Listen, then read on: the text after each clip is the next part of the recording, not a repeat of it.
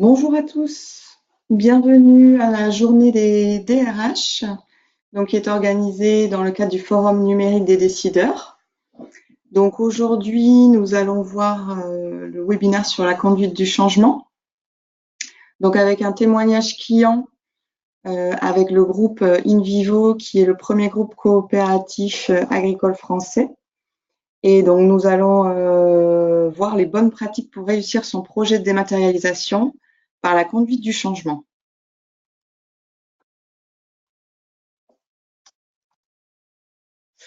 Donc, cette journée des DRH a commencé ce matin avec un webinaire sur la dématérialisation, donc pour savoir comment optimiser le traitement des bulletins de salaire. Donc, nous avons organisé avec notre partenaire éditeur security.com.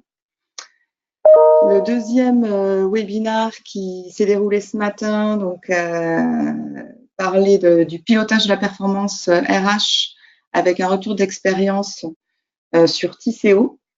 Donc, comment Tisséo a décliné les indicateurs stratégiques et optimisé les performances RH. Puis, cet après-midi, suite à ce webinaire, nous enchaînerons avec un intervenant sur le social selling qui fait partie de nos éditeurs partenaires également, donc Jalios et One Day One Learn. Et donc, on parlera de comment renforcer l'efficacité de la formation professionnelle et l'autonomie des collaborateurs.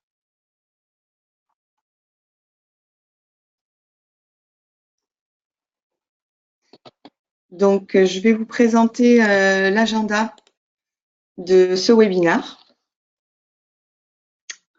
Donc, nous allons voir, nous vous présenterons dans un premier temps Bellara. Ensuite, nous parlerons de l'accompagnement au changement dans le cadre d'un projet de dématérialisation. Donc, Pascal Del Prado prendra la parole, est consultant à Bellara. Et il vous présentera les différents témoignages, le témoignage de Nicolas Chavaroche, qui est directeur de projet finance du groupe InVivo. Puis nous aurons Emmanuel Goudgil en direct, qui est la responsable du pôle dématérialisation du groupe InVivo. Nous ferons une synthèse sur ces différents points et nous réserverons un temps de questions-réponses pour échanger ensuite sur les éventuelles questions que vous aurez à poser. Donc, Bellara est une société de services du numérique qui a été créée en 2006. Donc, nous sommes implantés, notre siège est implanté au Pays Basque et nous avons des agences sur Pau, Toulouse et Bordeaux et également des intervenants sur Tahiti. Donc, nous accompagnons les entreprises à moderniser leur système d'information et à réussir leur transformation digitale. Donc, on intervient sur 3 domaines d'activité, en fait. Donc, une partie décisionnelle avec des points de reporting et d'élaboration budgétaire. Donc, avec nos partenaires éditeurs qui sont IBM et ReportOne. On a également une partie sur le collaboratif. Donc, Pascal vous fera une présentation un petit peu plus détaillée sur cette prestation de service, donc sur la dématérialisation. Ensuite, on intervient également en intégration de services, donc sur tout ce qui est développement plus spécifique, notamment sur des problématiques d'interfaçage de différents systèmes. Et puis, un dernier volet, on est éditeur également d'un logiciel qui s'appelle ISCM et qui est une solution de pilotage de la supply chain qui est dédiée au secteur du textile et de la mode. Donc, Bellara, c'est plus de 25 ans d'expérience. Nous sommes un collectif de 30 collaborateurs. Et puis, nous travaillons avec un écosystème d'environ 20 partenaires qui regroupe les éditeurs, tous les acteurs du numérique qui peuvent être les clusters différents, et également des partenaires intégrateurs pour compléter nos compétences. Donc, nous avons un chiffre d'affaires de 3 millions d'euros environ et 85 clients à notre actif, qui regroupe essentiellement des ETI et des grands comptes. Et nous intervenons également pour des PME. Donc aujourd'hui, nous avons 450 projets à notre actif. Et je vais laisser la parole à Pascal, donc, qui va vous présenter donc, notre ligne de service sur le pôle collaboratif. Bonjour. Notre pôle collaboratif, puisque le thème d'aujourd'hui, la conduite de changement, est axé sur un retour client, une expérience client qui a été faite dans le domaine du collaboratif, est principalement orienté sur deux domaines, qui est la gestion électronique de documents et de courriers, donc la dématérialisation et les plateformes digitales qui vont vous permettre de réaliser des digital workplaces, c'est-à-dire des sites web ou mieux encore des réseaux sociaux d'entreprise et sites intranet d'entreprise. Voilà en gros le cœur de métier de notre pôle collaboratif. Dans ce cœur de métier, de manière transverse, bien sûr, il y a la gestion de tout ce qui est processus, puisque toutes nos solutions intègrent une gestion des processus d'entreprise, que ce soit pour dématérialiser des flux documentaires ou pour élaborer des processus métiers. Aujourd'hui, le thème, donc, c'est la conduite du changement. Pourquoi accompagner le changement? Pourquoi accompagner le changement? Alors en fait, la raison, elle est simple. On accompagne au changement pour avoir une acceptation des utilisateurs par rapport à une solution que l'on va déployer. Pendant trop longtemps, on n'a pas mis l'humain au centre du projet et en gros, on répondait à un cahier des charges, on faisait un chiffrage, on développait une application et on venait 3 ou 4 mois plus tard pour la déployer sur l'environnement de production et on se souciait pas durant cette phase de conception de ce qui devait se passer dans l'entreprise pour être prête à accueillir cette nouvelle application et qu'elle puisse être acceptée et donc utilisée. Donc le retour d'expérience dont on va parler aujourd'hui chez InVivo est un cas qui est très représentatif puisque Nicolas Chavaroche vous le dira, il était basé sur une contrainte forte avec une deadline, c'est-à-dire une mise en production qui était liée à un déménagement et donc il n'était pas possible de repousser cette date d'échéance et il fallait surtout qu'en termes de dématérialisation, à partir du moment où on déménageait, le projet soit non seulement déployé en production, mais soit accepté aux utilisateurs afin que tous les processus issus de ce projet puissent fonctionner dans la nouvelle organisation qu'était ce nouveau bâtiment dans lequel les 5 pôles d'activité ont déménagé. Donc tout d'abord, nous avons le témoignage de Nicolas Chavaroche est une vidéo que nous avons découpée en 3 parties.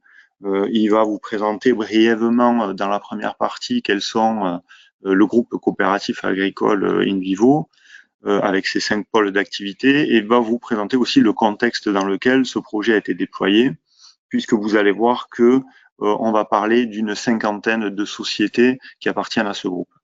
Une deuxième partie vous présentera les objectifs du projet et la troisième les choses qui ont été mises en place pour obtenir cette acceptation des utilisateurs et donc pour conduire le changement tout au long du projet.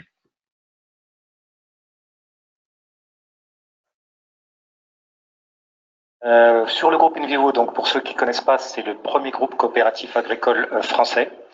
Nous faisons 5,5 milliards de chiffre d'affaires et nous avons à peu près plus de 10 000 salariés. Nous évoluons sur 5 grands pôles d'activité. L'agriculture, qui regroupe en fin de compte 4 grandes activités, que sont l'agrofourniture, la production et la commercialisation de semences, le stockage de céréales, donc de ces semences dans des silos, et l'export de ces céréales à l'international à travers nos activités de trading. Le deuxième pôle d'activité, c'est la nutrition santé animale. Nous travaillons sur la production et la commercialisation d'aliments pour les animaux. Le troisième pôle d'activité, c'est le retail. Alors, je pense que c'est le secteur peut-être que vous connaissez le plus à travers les campagnes télévisées. Donc, nous sommes dans la jardinerie en tant qu'à la fois centrale d'achat et succursalistes à travers notamment les jardineries Gamme-Vert, Delbar et bientôt Jardinande. Enfin, il y a 2 autres pôles d'activité, le pôle wine. On s'est lancé il y a 2 ans dans le vin pour restructurer cette filière en France. Et dans le vin, nous sommes sur les filiales notamment Cordy Mestreza pour les amateurs de vin et à travers le groupe Parfma aux Pays-Bas. Enfin, le dernier pôle d'activité que nous avons créé il y a moins d'1 an, c'est Food and Tech. Food and Tech, c'est la New Food, l'Urban Food, donc la nourriture du futur à travers notamment toutes les nouvelles technologies qu'on pourra mettre en place dans l'avenir. Donc une présentation de Nicolas qui en fait plante le décor, un contexte assez énorme, puisqu'il y a plus de 10 000 salariés, sachant que bien sûr la GED n'a pas été déployée sur 10 000 salariés, mais je crois qu'aujourd'hui on est à peu près, dans l'organigramme de la GED, il y a à peu près 2000 personnes, et surtout 50 sociétés, et ce qu'il ne dit pas, c'est que ces 50 sociétés sont réparties sur 5 pôles comptables, qui travaillent de manière indépendante et pour lesquels il a fallu en fait quintupler la conduite du changement, puisque chacun avait ses propres processus et pour lesquels il a fallu commencer par rationaliser tous ces processus et afin que tout le monde travaille de la même manière.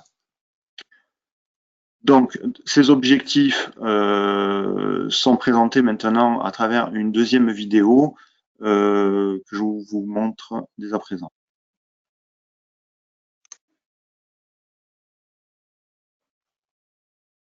Avant de mettre Élise en place, quelles étaient les problématiques principales et vos attentes dans la solution qui restait à implémenter? Qu'est-ce que vous cherchiez à faire avec ce projet, Élise?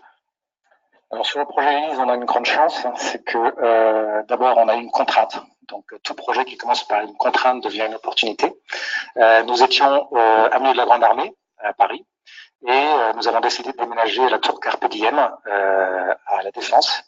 Donc dans une nouvelle tour totalement moderne avec, je dirais, toute l'infrastructure moderne. Ensuite, on avait 500 mètres carrés de stockage dans les couloirs, dans les caves, dans les sous-sols, sur les bureaux, il y en avait partout. Donc on était cloisonné et en mode vraiment papier. Et donc on a profité de ce déménagement puisque la contrainte, en fin de compte, c'est qu'on est passé de 500 mètres carrés à 17 mètres carrés de disponible de stockage à la tour Carpe Diem. Donc on n'avait pas le choix, c'était très bien. Et deuxième avantage, c'est que ce projet, comme on était sur un déménagement, ça bien sûr, on a eu le sponsoring et le projet vraiment a été porté par la direction générale en termes de messages. Donc ça a été très fort. Et donc on a mis en place extrêmement rapidement la solution Élise. Donc je dirais qu'en termes de recherche d'objectifs, on en avait plusieurs, l'ensemble de nos documents chez des prestataires externes. Jeter le superflu aussi. Comment ? De mémoire, vous avez aussi jeté tout le superflu. On a jeté en bac, on a jeté beaucoup le superflu. Donc je pense qu'il y a une grosse partie qui est partie à la benne. Et il y a même des archives, puisqu'on avait toute l'histoire de la coopération agricole depuis 1945, qui est partie aux archives nationales. Voilà, donc ça c'était un très très gros travail. Et une fois qu'on est arrivé, il fallait, avant d'arriver à Carpe Diem, on a lancé ce projet. On avait 3 objectifs. Le premier, c'est bien sûr tendre vers le zéro papier. Comme vous l'avez compris, on n'avait plus de place. Le deuxième, c'est créer vraiment une centrale de numérisation avec ce qu'on a appelé un pôle des maths pour mutualiser ce service et professionnaliser ce service au sein de toutes les métiers. Je précise juste, on est sur un site, on parle de 500 personnes et on parle à peu près d'une 30-35 filiales sur le même site, avec des métiers extrêmement différents et une organisation décentralisée. Ça, c'était le deuxième objectif. Et bien sûr, le troisième objectif, je l'ai dit dans les objectifs, je dirais, plus globaux de Deep Pivot Tech 2020, c'est bien sûr collaborativité, dématérialisation et mobilité. Donc voilà, donc 3 objectifs, tendre vers le zéro papier, parce que suite à ce déménagement, il n'y avait plus d'espace de stockage prévu.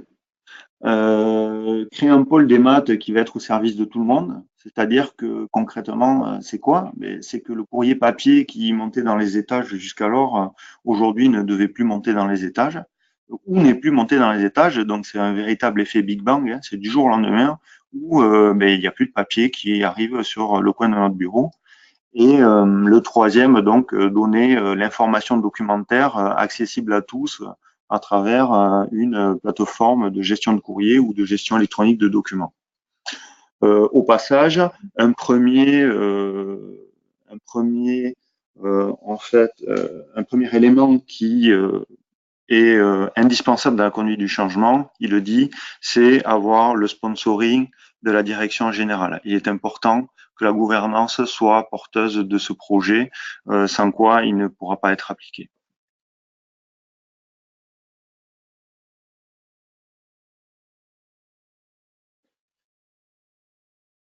Donc, en termes de conduite de changement, voici tous les axes qui ont été mis en place, qui ont été conduits afin de conduire ce changement tout au long du projet.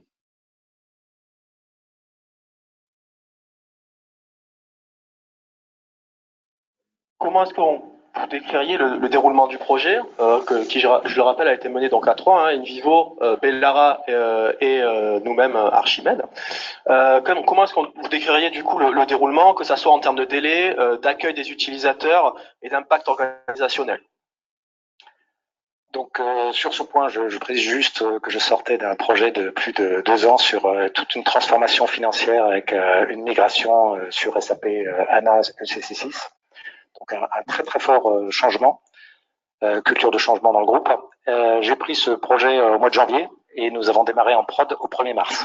Donc premier point qui est très important, c'est que quasiment en 2 mois, le point que j'ai vraiment apprécié avec Bellara et Elise, c'est que quasiment en 2 mois, on a fait la conception.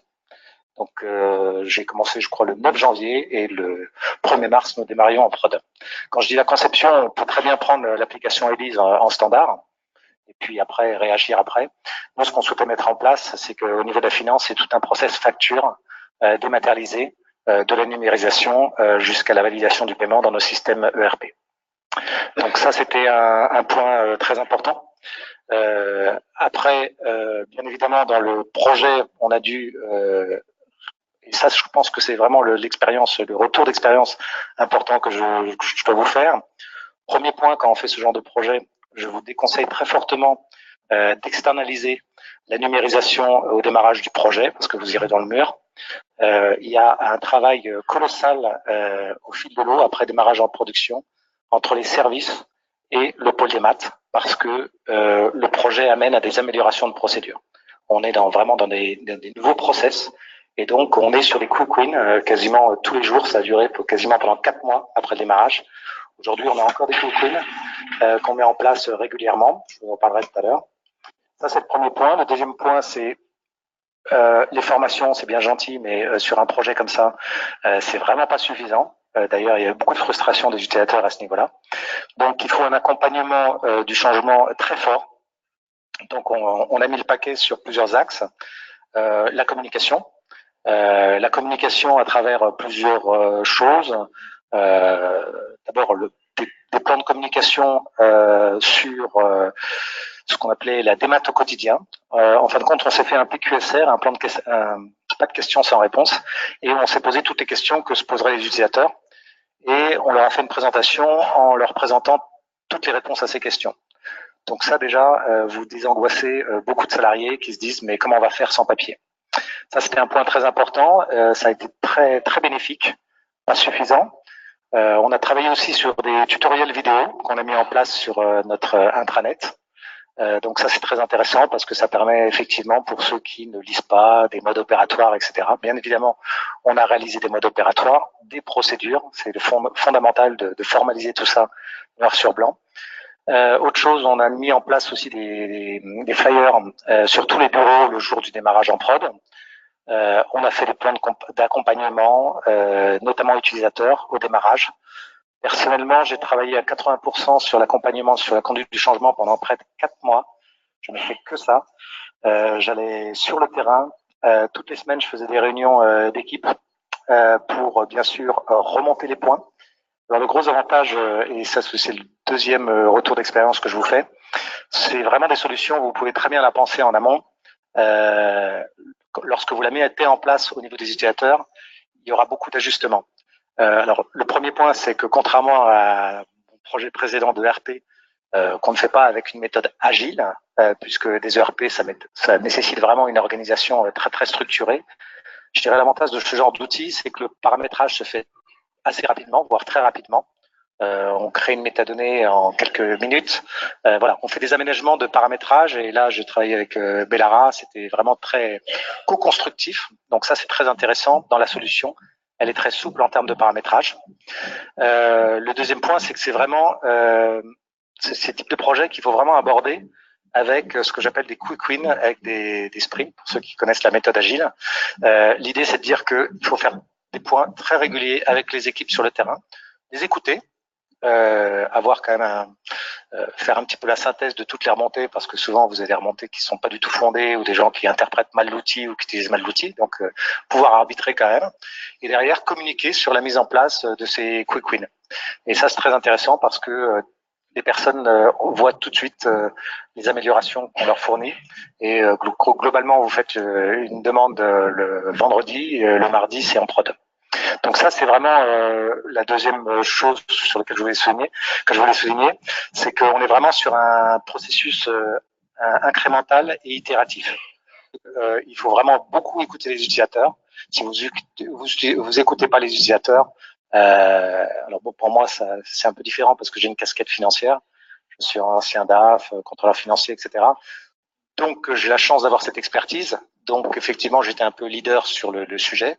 C'est très important aussi, si vous menez ce genre de projet, que le leader soit pas uniquement un chef de projet, mais qu'il connaisse ces problématiques-là, notamment des utilisateurs, et qu'il connaisse très bien les utilisateurs pour être interactif. Voilà ce que je peux dire sur le projet.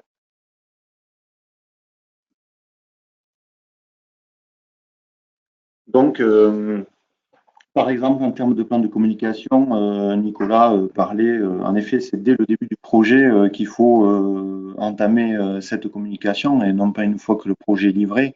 Voilà l'exemple de choses simples que tout le monde est capable de faire à moindre coût. C'est ce genre de flyer ou leaflet ou pense-bête que l'on pose sur le bureau et qui permet d'accueillir ces nouvelles fonctionnalités. Que l'utilisateur puisse accueillir ces nouvelles fonctionnalités.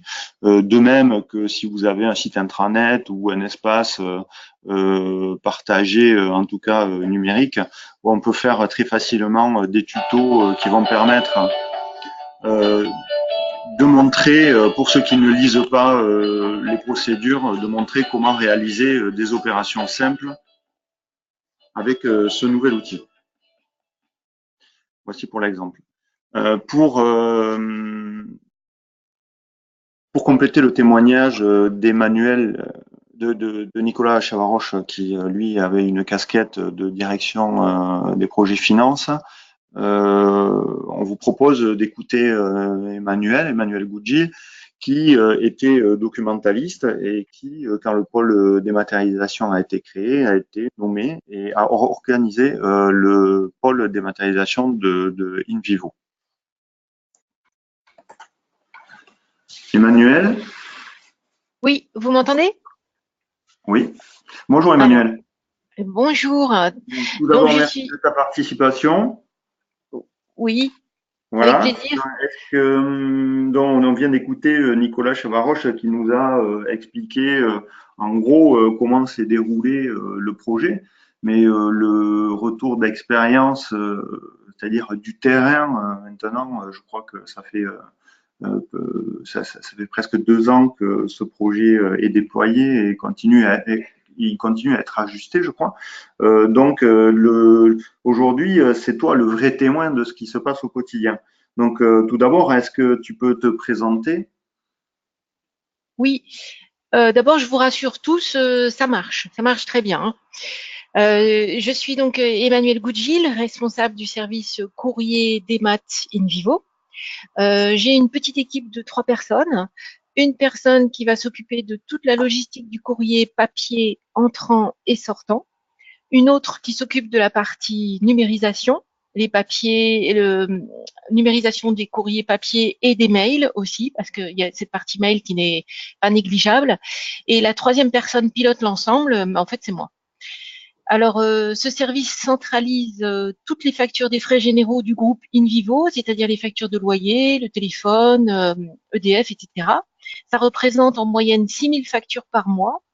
dont 70% sont sous format papier et le reste en mail. Et toutes ces factures sont réparties sur plus d'une cinquantaine de sociétés. On traite aussi les courriers des collaborateurs qui sont présents sur le site de la Défense, uniquement ces courriers-là. Il y a à peu près 450 personnes, mais en réalité, on ne dématérialise pas beaucoup de courriers parce que il faut garder du bon sens. On va numériser 225 documents par mois environ. Ça sera surtout des documents bancaires et des contrats signés. Tout le reste va être distribué parce que ce sont des documents à compléter. Donc, on ne va pas scanner un document qui est à compléter. Il y a des documents reliés. On ne peut pas non plus les scanner. Il y a les revues, tout ce qui est confidentiel. Donc, il ne faut pas perdre de vue que le zéro papier, c'est impossible. C'est de l'utopie. Il y a toujours un mixte papier et digital. Voilà, ça c'est pour ma présentation. Et j'ai aussi une formation de documentaliste. Oui, voilà, c'est important. C'est que tu avais une certaine sensibilité sur le document quand tu es arrivé chez InVivo, qui, je crois, quand le projet a démarré, d'ailleurs, c'est la question suivante, c'est à quel moment tu es arrivé dans le projet et quelles sont les premières difficultés que tu as rencontrées dans ce projet? Alors effectivement, quand je suis arrivée, le projet venait d'être lancé, ça devait à peu près, il y avait deux mois à peu près, et c'était un bazar terrible parce que la mise en place du projet n'a pas été suivie par une personne du groupe. On a confié la mission à une personne extérieure qui a donc géré le projet vu de l'extérieur, sans connaître toutes les particularités du groupe, ni surtout le jargon, parce qu'on a un vrai jargon professionnel. Par exemple, on va parler d'InVivo tout le temps, mais il y a plusieurs InVivo en fonction du contexte. Il y a, pareil pour les comptabilités, on parle toujours de la comptabilité, mais il y en a plus de 5. Et cette absence d'accompagnement interne, ça a été vraiment une grosse erreur qui a été liée en fait à une période particulière de transformation du groupe. Il y avait beaucoup de changements mis en place sur une même période, donc beaucoup de projets, et il n'y a pas eu suffisamment de personnes pour les suivre. Et ça, c'était vraiment dommage. Au moment de la mise en place d'Élise, moi j'étais responsable du service documentation du groupe. J'avais donc une très bonne vision globale du groupe. La directrice des finances a appelé au secours le DRH en lui disant il faut à tout prix trouver une solution de toute urgence parce que les factures ne sont plus payées, on va droit dans le mur. Donc comme mon service à l'époque battait de l'aile, j'ai eu cette chance. Le DRH a eu l'idée de me positionner sur le sujet. Et c'est vraiment ce qu'il fallait faire. Le vrai problème de la démat, en fait, c'est qu'elle a été sous-estimée et dénigrée. On en a toujours parlé d'une manière négative, comme un simple service d'opérateurs non qualifiés qui passent leur temps à faire des scans au kilomètre. Même moi, j'ai eu peur d'y aller. Mais en fait, c'est pas ça du tout. C'est un vrai métier de documentaliste. À l'origine, d'ailleurs, personne n'avait pensé à moi, alors que j'aurais été la personne qui devait suivre ce projet depuis le début, parce que personne ne l'a vu sous cet angle. Il y a une vraie gestion électronique des documents, c'est vivant, c'est passionnant. On l'a malheureusement assimilé à un bête logiciel de plus, alors que c'est vraiment totalement différent. Oui, en effet, le problème, c'est en effet qu'il faut ouvrir toute cette masse de documents et savoir les qualifier, bien sûr, avant de les aiguiller dans les services dont tu parlais. Donc, j'imagine que par rapport à toute cette problématique, tu as dû sensibiliser les gens à mettre des procédures en place. Ouais. Dès que je suis arrivée, il a fallu casser beaucoup de choses. Les premières procédures qu'il a fallu casser, ça a été de revoir le tri du courrier, de supprimer tous les critères qui étaient nominatifs et non nominatifs qui avaient été mis en place, parce que par exemple une facture nominative partait comme un courrier. Or une facture, même si elle est nominative, ça reste une facture. Donc il fallait trouver les bons mots-clés. Ensuite, il a fallu faire respecter les sociétés, surtout les différents métiers du groupe. Pour les factures, on a 5 métiers, une dizaine de comptabilités. Donc la première chose, c'était quand même de respecter ça. Ensuite, qu'est-ce qu'on a fait? Il a fallu faire le tour des comptabilités. Ah bah oui, la numérisation a mis en évidence des problèmes qui étaient masqués jusqu'à présent par les habitudes humaines. On a mis en évidence la problématique du libellé des factures et des courriers. Énormément de factures étaient libellées en Union InVivo. Or, chaque métier a son union in vivo. Donc, comment diriger une facture ou un courrier qui a le même nom pour tout le monde? Pour beaucoup, c'était évident, c'était même insignifiant, parce qu'il suffisait de lire et d'analyser le document. Mais quand on met un service de numérisation en place, c'est pas son rôle. On n'est pas là pour analyser un document. On est là pour le scanner, le faire suivre, le transmettre. Donc, il faut que ça aille très vite. Donc, il faut qu'il soit très bien identifié dès le départ. Donc, il y a eu beaucoup de prise de conscience des anomalies de libellé, des vieilles habitudes de travail. Tout ça, on les a mis en évidence. Ça se voyait pas avant. Tout simplement parce qu'avant, on se passait les documents de main en main, de service en service. On s'interrogeait oralement. Entre-temps, on perdait pas mal de documents aussi, mais ça, personne ne voulait le reconnaître. Et l'avantage d'Élise, en tout cas de la numérisation des documents, c'est qu'on a une traçabilité qui permet de connaître exactement le circuit du document, toutes les erreurs d'attribution et de toujours le retrouver. Donc, on peut analyser, comprendre, corriger le circuit qui a été mis en place. Et c'est une chose qu'on ne pouvait pas faire avec le document papier avant, parce qu'il était perdu ou il se retrouvait dans une pile. Enfin, c'était vraiment pas simple. Et puis, on avait oublié aussi de penser à l'archivage, parce que mine de rien, ce qui est numérisé, il faut quand même le garder.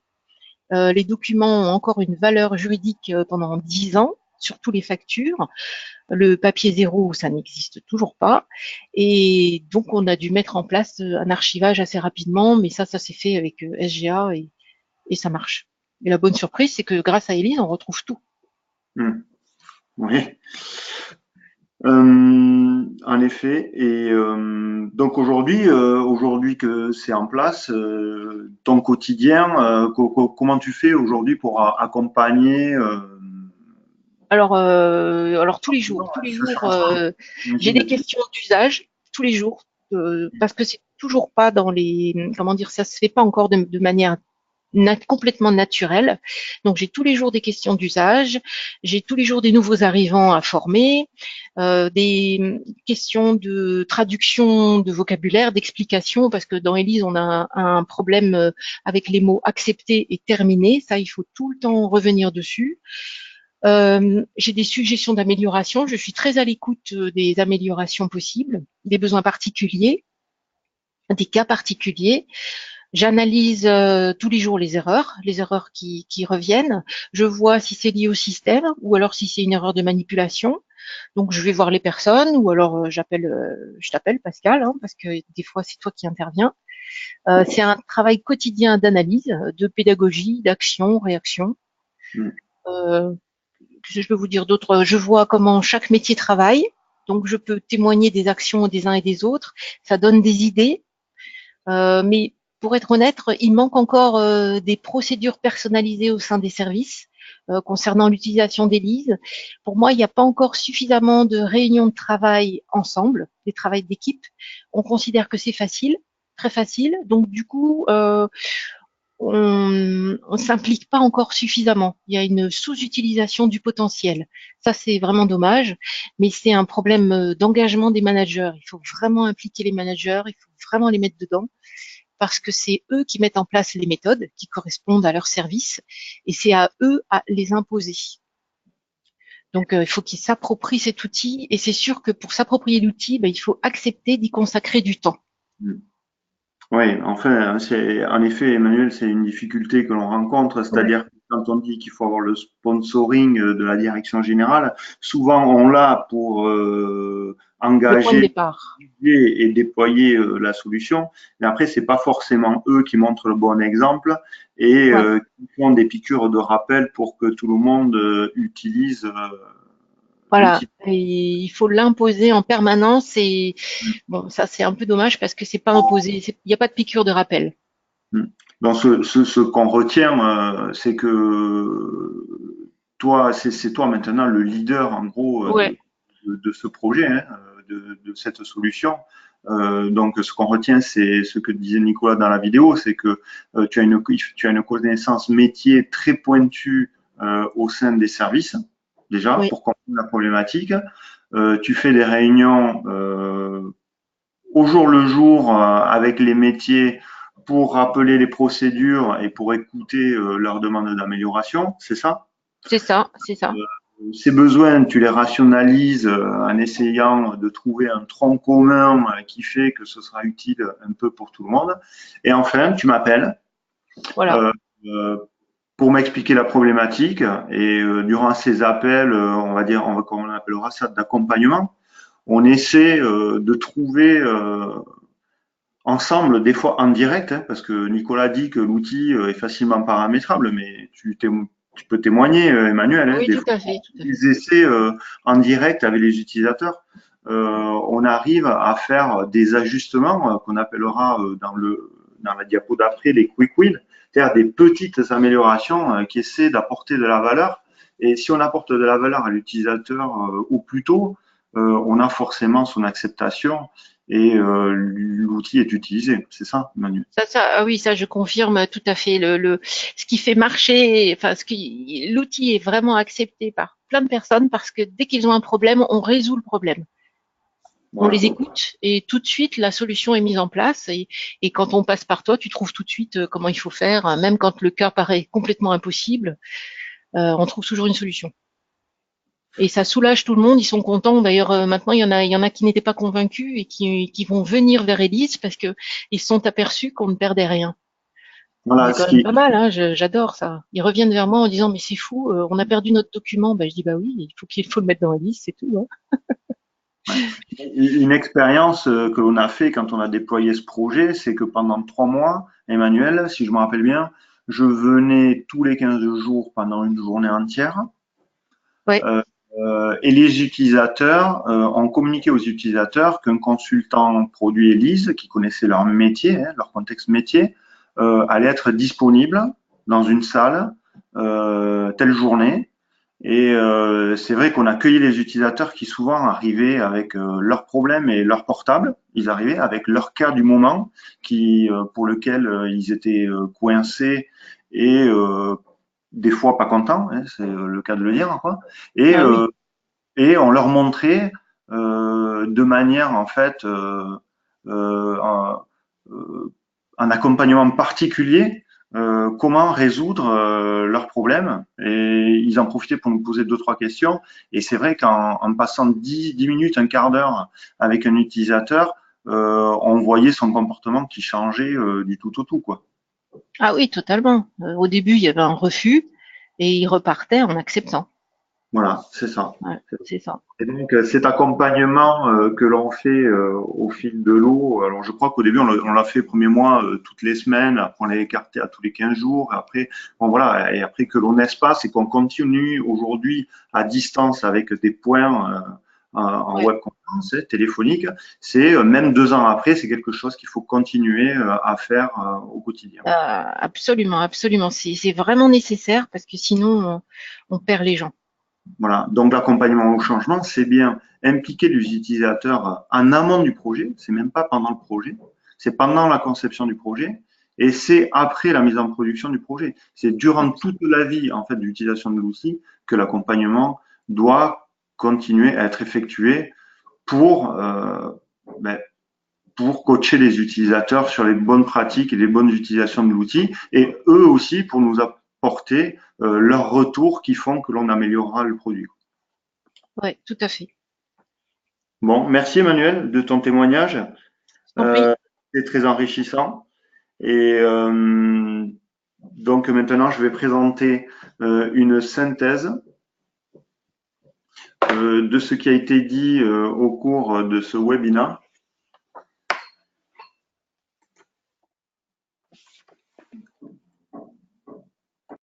Excusez-nous, on a fait une manipulation de micro. Donc, pour terminer, nous avons fait un petit slide qui va résumer un peu tout ce qui a été dit. C'est accompagner au changement, c'est quoi? La première chose, c'est de susciter l'adhésion au projet, c'est-à-dire que tout le monde dans l'entreprise doit être convaincu qu'il y a ce besoin et partager la même vision du projet, c'est-à-dire partager les mêmes objectifs et être sûr que ces objectifs sont en adéquation avec l'efficience ce qu'ils font au quotidien. Donc pour ça, le premier élément, c'est de définir un groupe utilisateur référent. C'est ce qu'a dit Emmanuel, hein, quand je suis arrivé, j'ai pas été impliqué en amont sur le projet, ce qui était une erreur, car moi je suis documentaliste et je connaissais les problèmes métiers des utilisateurs. Donc en effet, par exemple, ce groupe utilisateur référent est très important. C'est un choix qui est vraiment important, car ces utilisateurs seront les véritables relais en interne du projet. Ces utilisateurs relais, il faudra qu'on les implique dans l'expression du besoin, tout d'abord. C'est-à-dire que on va demander à chacun de donner sa vision et les attentes du produit ou de la solution. Et on va les impliquer aussi dans les ateliers fonctionnels, des interviews, des ateliers fonctionnels dans lesquels on va faire la conception en fait du projet. Ainsi, on va partager une vision collective qui va nous permettre de faire notre plan de communication que l'on va planifier, fragmenter tout au long de la vie du projet. Donc, ce plan de communication, on a vu, c'est des vidéos, c'est si vous avez des écrans dans vos bureaux où il y a des informations qui passent, c'est commencer à publier des phrases accroches. Chez InVivo, c'était la démat au quotidien. C'est faire des plans questions sans réponse, c'est publier de l'information sur l'intranet, etc., etc. Nicolas disait après c'est la formation, l'accompagnement. Alors il disait la formation ça fait pas tout. En effet, des formations standards, c'est-à-dire que dans laquelle on va dérouler un cursus standard sur le produit sans être dans la configuration et la problématique du client, c'est pas suffisant. Ça, c'est une formation de base et qui va nous permettre de faire les premiers pas sur le projet. Il faudra très vite organiser ce qu'on a fait chez InVivo aussi. On a fait des séances de thématiques entre midi et 2. C'était comme des pauses déjeuner dans lesquelles on avait un thème. C'était par exemple la validation du bon à payer sur la facture fournisseur. C'est le transfert du courrier vers un autre service. En fait, c'était des thèmes. Ça durait pas longtemps, ça durait un quart d'heure. Des petites piqûres en fait qui nous ont permis d'anticiper la résistance. Enfin, comme je l'ai dit avec Emmanuel tout à l'heure, après, il a fallu pendant 3 mois et même encore maintenant accompagner les utilisateurs sur des cas pratiques. C'est-à-dire que les utilisateurs nous remontent de l'information et on trouve des solutions ensemble, hein, en collaboration, en co-construction, et c'est ce qu'on appelle des ateliers d'acceptation. Il faut néanmoins tenir bon et garder le cap. C'est ce que dit Emmanuel aussi, hein. La direction c'est un peu essoufflé, donc on n'utilise pas tout le potentiel d'Élise. On pourrait faire beaucoup plus de projets avec l'outil. Donc il faut garder le cap. Déjà pour rappeler régulièrement les modes opératoires, hein, c'est-à-dire que pendant le projet on a mis en place de manière collective des processus métiers. Il faut faire en sorte de les appliquer et de ne pas trouver des moyens de les contourner. Il faut rationaliser les retours et améliorer les processus métiers à travers des quick wins. C'est ces petites améliorations qui apportent de la valeur et de l'acceptation utilisateur. Et enfin, il faut surtout aussi communiquer sur ces premiers résultats. On a la possibilité de mettre en place des indicateurs assez simples qui vont montrer que les success stories, hein, c'est-à-dire l'efficience du produit, les belles petites histoires que vit le produit durant sa vie. Pour finir, je dirais que en fait, si on entend tout ce discours, et Nicolas l'a dit, on a eu une conduite de projet agile. Alors, je dirais pas jusqu'à là, hein, puisque une conduite de projet agile est plutôt orientée grand projet avec des méthodes comme Scrum et des sprints qui sont de l'ordre de 30 jours. Il est vrai que sur des projets de dématérialisation et de GED, on n'est pas sur ce volume de jours de développement, mais ça n'empêche qu'il faut adopter un état d'esprit agile et être co-constructif. Donc, c'est-à-dire que on va découper notre projet en quick win, en petits lots, et on va livrer ces lots au fur et à mesure de manière itérative. En fait, on va avoir une méthode collaborative et itérative et à chaque fois prendre en compte les besoins utilisateurs pour améliorer ce qui a été livré et relivrer de nouvelles fonctionnalités avec les améliorations des fonctionnalités passées. N'oubliez pas aussi de challenger les utilisateurs, c'est-à-dire que être co-constructif, c'est aussi des dérives. N'oubliez pas de challenger les utilisateurs en leur en leur demandant de qualifier leurs demandes, savoir si elles sont indispensables, importantes, utiles ou accessoires. Voilà quels sont en tout cas dans ce type de projet les éléments qui ont permis d'obtenir l'acceptation des utilisateurs et de conduire le changement chez InVivo. Donc pour conclure, pour ce genre de projet, bien sûr, si on adopte une méthode agile et une gestion ouverte et évolutive du besoin, ça ne veut pas dire qu'il y a une dérive sur les constantes budget et délai.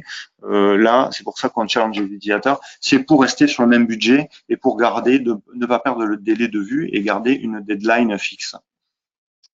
Voilà ce qu'on voulait vous raconter, Sarah, hein, sur la conduite du changement. Oui, merci Pascal. On a une question. N'hésitez pas à poser vos questions par le biais du chat. Donc, pour la question, que faut-il mettre en place en termes de suivi post-implémentation pour garantir le succès sur la durée des projets de dématérialisation? Emmanuel Goudil semble pointer de nombreux dysfonctionnements mis en avant sur la durée. Qu'offre Bellara dans ce domaine? Alors chez Bellara, c'est ce que, en fait, on offre de l'accompagnement qui est fragmenté. Alors au départ, qui est sous forme de pack de jours que l'on peut fragmenter sous forme de tickets. Et donc Emmanuel a à sa disposition des tickets sur lesquels elle peut appeler et sur qui Bellara a 48 heures pour répondre. Dans laquelle on va prendre en compte la problématique du moment et répondre ensemble à cette problématique. Donc, c'est des packs tickets d'accompagnement.